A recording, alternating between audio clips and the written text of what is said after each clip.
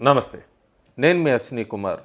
కేరళ పంచాయతీ ఎన్నికలు 2025 ఫలితాలు కూడా వెలువడినాయి. ఫలితాలు గురించి మాట్లాడే ముందు 9 రోజుల కిందట నేను ఒక వీడియో చేశాను. చాలా క్లియర్‌గా థంబ్‌నెయిల్‌లో పెట్టాను. కేరళలో బీజేపీ మేయర్‌గా బోనీ కొట్టబోతోందని.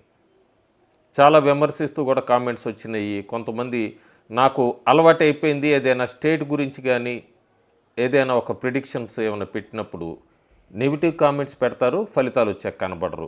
సో ఇది కూడా సహజమే కేరళ గురించి కూడా. కానీ కేరళ పంచాయతీ ఎన్నికలు ఈసారి ఎందుకు దేశం అందరి దృష్టి ఆకర్షించింది. చాలా మార్పులు వచ్చినాయి కేరళలో.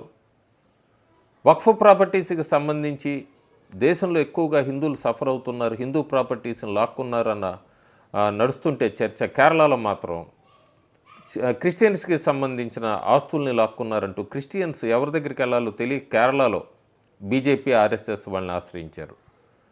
వాళ్ళు కూడా ఏమాత్రం సంకోచించకుండా క్రైస్తవులకు మద్దతుగా నిలబడ్డారు.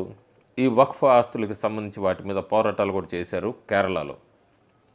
ఇంకా విచిత్రంగా నార్త్ పార్టీ, ఉత్తరాది పార్టీ బీజేపీ దక్షిణాన్ని ఎక్కడా కూడా అవకాశం ఇవ్వం, ముఖ్యంగా కేరళ లాంటి రాష్ట్రంలో అంటూ ఎల్డీఎఫ్ లెఫ్ట్ డెమోక్రటిక్ ఫ్రంట్, కమ్యూనిస్టులు, అట్లాగే యూడీఎఫ్ కాంగ్రెస్ పార్టీ ఇద్దరు కూడా అక్కడ విడివిడిగా పోటీ చేయటం, తర్వాత ఎన్నికలయ్యా కలిసిపోవటం, లోక్సభ ఎన్నికలు వచ్చినప్పుడు కూడా కాంగ్రెస్ కూటమిలో వీళ్ళందరూ కలిసి పోటీ చేయటం, కేరళలో బీజేపీకి అవకాశం ఇవ్వకూడదనేది గట్టి పట్టుదలగా ఇన్ని సంవత్సరాలు, దాదాపు 70 సంవత్సరాల నుంచి ఎక్కడ అవకాశం ఇవ్వలేదు. ఈసారన్నా బీజేపీ బోనీ కొడుతుందా పంచాయతీ ఎన్నికలు, ఇది కూడా ఒక కారణం. శబరిమలై దేవాలయం గురించి, అక్కడ ఏర్పాట్ల గురించి విమర్శలు రావటం, అనంత పద్మనాభ స్వామి టెంపుల్ నిధులు దారి మళ్లించారని, బంగారానికి సంబంధించి ఇవన్నీ కూడా కాంట్రవర్సీస్ నడుస్తున్నప్పుడు, ఈ వక్ఫ్కి సంబంధించి, అట్లాగే కాంగ్రెస్ పార్టీ, కమ్యూనిస్ట్ పార్టీలు ఈ రెండు కూడా బెంగాల్ లాంటి రాష్ట్రంలో బీజేపీకి పడాల్సిన ఓట్లని ఇండిపెండెంట్గా ఇండివిజువల్గా పోటీ చేసి చీల్చి బీజేపీకి బెంగాల్లో అడ్డుకట్టు వేస్తున్నారు. అట్లాగే కూడా కేరళలో ఈసారి ఏమన్నా వర్కౌట్ అయిందా, కేరళ ఓటర్స్ ఏమన్నా మారారా? బీజేపీ చాలా గట్టిగా 2025 మిషన్, కేరళ మిషన్ అని ఒక 50 లక్షల ఇల్లు అన్నీ కూడా అందరి ఇంటికి వెళ్ళారు, ప్రచారం చేశారు, మ్యాక్సిమం ప్రచారం చేశారు. ప్రచారం చేయటమే కాకుండా సీట్లు ఈ పంచాయతీ ఎన్నికల్లో కూడా చాలామందికి ఆ ముందు వీడియోలో ఎవరెవరికి ఎట్లా ఇచ్చారని పెట్టా, కానీ కొన్ని ఆశ్చర్యకరమైన ఫలితాలు కూడా వచ్చినాయి. మహిళలకి, నారీ శక్తిని ఎప్పుడు చెప్తున్నట్టుగా బీజేపీ ఎక్కువ స్థానాలు, సీట్లు ఇచ్చింది పంచాయతీ ఎన్నికల్లో కేరళలో. అనుపమ అని ఉంది బీజేపీ అభ్యర్థిని, వాళ్ళ తండ్రిని 1988లో కమ్యూనిస్ట్ పార్టీ వాళ్ళు దారుణంగా హత్య చేశారు. హత్య చేసినాక అతను చేసిన తప్పేం లేదు, కమ్యూనిజం నుంచి బీజేపీ ఆర్ఎస్ఎస్ మద్దతు ఇవ్వటం వలన దారుణంగా చంపేశారు. అలాంటి ఆయన కూతురికి బీజేపీ సీట్ ఇచ్చింది. సీట్ ఇస్తే కేరళ ప్రజలు చక్కగా గెలిపించారామని. అట్లాగే ముంతాజ్ చింజోన్ ఉంది, బీజేపీ తరఫున ముస్లింగా క్యాండిడేట్గా పోటీ చేసి, ఎక్కడ కూడా డెమోగ్రఫీ అంతా హిందూ మెజారిటీ ఉన్న చోట, అలాంటి చోట ఆమెను గెలిపించారు. ఎక్కడ హిందువులైనా, ముస్లిం అభ్యర్థి అయినా బీజేపీ అభ్యర్థిని గెలిపించారు. వీటితో పాటు మొనాంబం అయితే అక్కడ కుంజమాన్ అగస్తిన్ మొనాంబం వార్డుని గెలుచుకున్నాడు, 28 ఓట్లతో గెలుచుకున్నాడు. ఎందుకు ఇక్కడ అతను గెలుచుకున్నాడు ఏంటి అంటే, ఇందాక నేను చెప్పినట్టుగానే వక్ఫ్ ప్రాపర్టీకి సంబంధించి ఎక్కడ డిస్ప్యూట్స్ నడుస్తూనే ఉన్నాయి. హిందూ ఫ్యామిలీస్ని కూడా భయపెడుతూ వచ్చారు. హిందువులు, క్రైస్తవులు కలిశారు అక్కడ. ఒక పార్టీ, క్రైస్తవులు అంటే పూర్తిగా మద్దతు ఇవ్వలేదు, ఒక section of Christians. First time BJP ఇక్కడ అసలు పోటీ చేయటం కూడా కాంగ్రెసు, యూడీఎఫ్ డామినెన్స్ ఈ గోడల్ని బద్దలు కొట్టిందని చెప్పచ్చు. పూర్తిగా అక్కడ గెలిపించారు మొనాంబం. ఇది కూడా పెద్ద రికార్డు కేరళ పంచాయతీ ఎన్నికల్లో.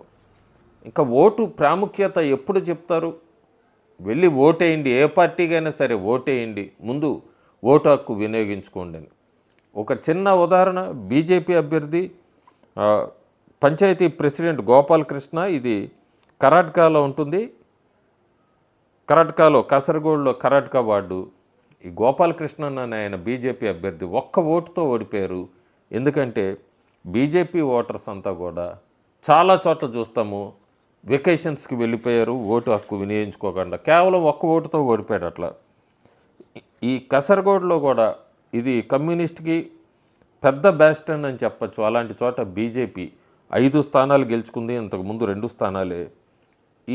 దీన్ని బట్టి తెలుస్తుంది స్లోగా హిందూ ఓబీసీ ఓట్స్ ముఖ్యంగా మనియాని, థియాస్ వీళ్ళందరూ కూడా బీజేపీ వైపుకి మళ్ళుతున్నారు కేరళలో.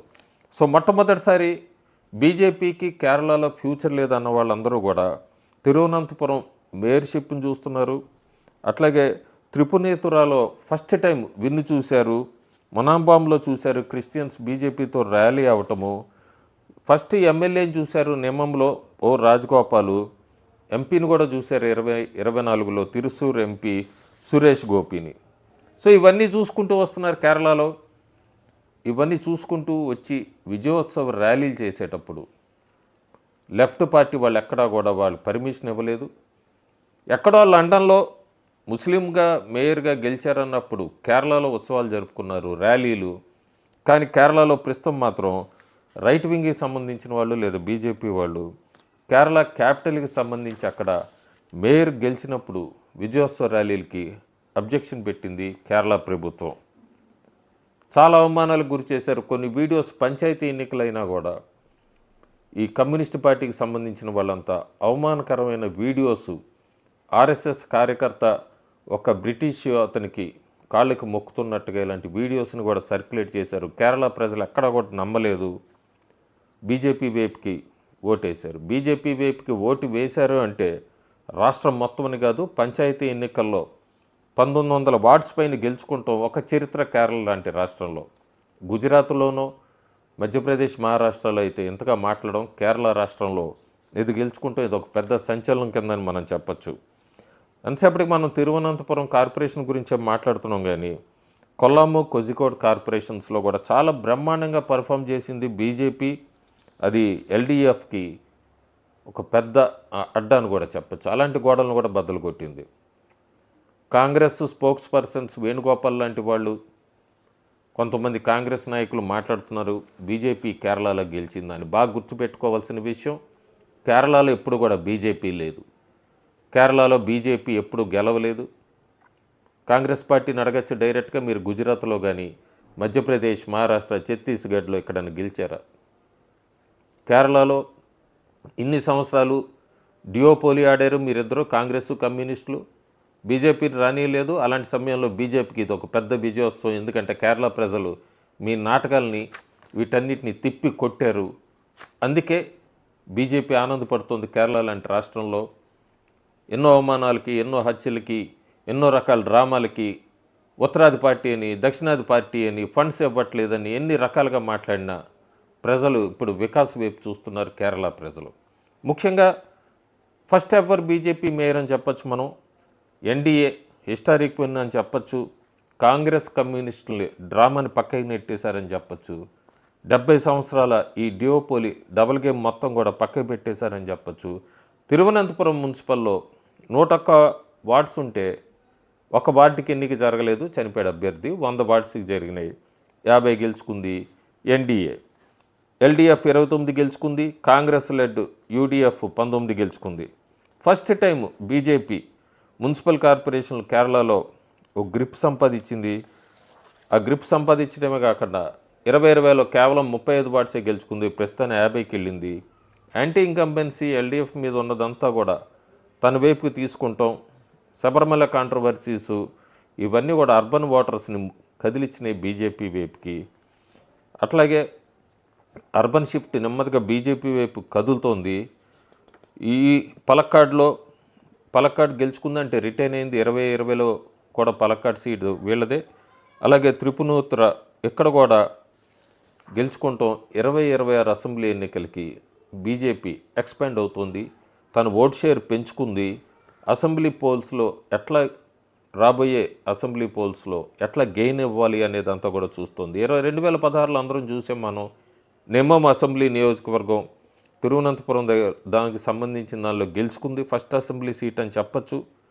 సో త్రిశూర్లో కూడా మనం చూసాము, ఎంపీ స్థానం గెలుచుకుంది. నెమ్మదిగా కూడా దీన్ని ట్రాన్స్లేట్ చేయడానికి ప్రయత్నిస్తోంది ఎమ్మెల్యేలుగా. ఓట్ షేర్ కూడా కన్సల్టేట్ చేసుకుంటూ వెళ్తోంది ఎన్డీఏ. యూడీఎఫ్కి ఎల్డీఎఫ్కి యాంటీ ఇంకంబెన్సీ ఉంది అక్కడ. దాన్ని చీల్చుకొని బీజేపీ ఏమైనా ఓట్స్ కన్సల్టేట్ చేసుకొని ముందుకెళ్తుందా అనేది అయితే మనం చూడాలి. చాలా సమయం పడుతుంది కేరళ లాంటి రాష్ట్రంలో బీజేపీ గెలవాలంటే. 2026లో స్థానాలు పెంచుకుంటాం వరకే ప్రస్తుతం టార్గెట్. 2031 అధికారం వైపు అన్నట్టుగానే ఉంది కేరళలో బీజేపీ. 2026 మాత్రం ఓట్ షేర్ పెంచుకోవాలి, స్థానాలు పెంచుకోవాలి, ఇదే టార్గెట్గా మూవ్ అవుతుంది. దీన్ని ఎట్లా కంపేర్ చేస్తున్నారంటే బీజేపీ జాతీయ స్థాయిలో 84లో 2 స్థానాలు ఉన్నాయి. 85కి వచ్చేటప్పటికి 84, 89లో అట్లాగే 91లో అట్లాగే 2013కి వచ్చేటప్పటికి ఎట్లా పెంచుకుంటూ వెళ్ళిందో కేరళ రాష్ట్రాల్లో కూడా అట్లాగే బీజేపీ పాగా వేయడానికి ప్రయత్నిస్తోంది. ఇక్కడ బిగ్గెస్ట్ లోజర్ ఎవరు అంటే కమ్యూనిస్ట్ పార్టీ. దేశంలో ఫస్ట్ కమ్యూనిస్ట్ పార్టీస్ అన్నీ కూడా ఎరేజ్ అవుతున్నాయి. ఆ తర్వాత కాంగ్రెస్ వర్సెస్ బీజేపీ అవుతున్నాయి. బీజేపీ కాంగ్రెస్ని చాలా రాష్ట్రాల్లో కూడా డిస్మిట్ చేసుకుంటూ వస్తోంది పూర్తిగా. సో కమ్యూనిజం అనేది పూర్తిగా అంతరించిపోతుంది, అందులో అయితే ఎటువంటి సందేహం లేదు. కేరళలో మాత్రం ఇంకా క్రిస్టియన్ ఫ్యాక్టర్ సోనియా గాంధీ కాంగ్రెస్ పార్టీతోనే ఉంది, పూర్తిగా బీజేపీ వైపుకి రాలేదు. కేరళ క్రిస్టియన్స్ ఇంకా ర్యాలీ అవుతున్నారు సోనియా గాంధీ లేదా కాంగ్రెస్ పార్టీతో. ఎక్కడే కొద్దిగా బీజేపీ ఆలోచించుకోవాల్సిన అవసరం ఉంది ఎట్లా ఇంకా. ఎందుకంటే ముస్లిమ్స్ అంతా కూడా కేరళలో కాంగ్రెస్కు ఖచ్చితంగా ఓటేస్తారు. ఈ క్రిస్టియన్ ఫ్యాక్టరు హిందూస్ని వీళ్ళందరినీ ఎట్లా పోలరైజ్ చేసుకోవాలి, ఇవన్నీ రూరల్ ఏరియాస్లోకి ఎట్లా వెళ్ళాలి అన్నదే బీజేపీకి ముందున్న టార్గెట్. ప్రస్తుతానికైతే కేరళలో క్లియర్గా అర్బన్ ఏరియాస్ అంతా కూడా షిఫ్ట్ అవుతున్నాయి, బీజేపీలోకి ట్రాన్స్ఫర్ అవుతున్నాయి. సో వికాస్ను కోరుకుంటున్నారు. నా అంచనా ప్రకారం 2026లో 5 నుంచి 10 అసెంబ్లీ స్థానాలు గెలిచినా కూడా బీజేపీకి అదో పెద్ద గొప్ప విజయం కింద నేనైతే భావిస్తాను. ఎందుకంటే కేరళ లాంటి రాష్ట్రంలో ఒక్క అసెంబ్లీ స్థానం రావటమే 70 సంవత్సరాలు పట్టింది.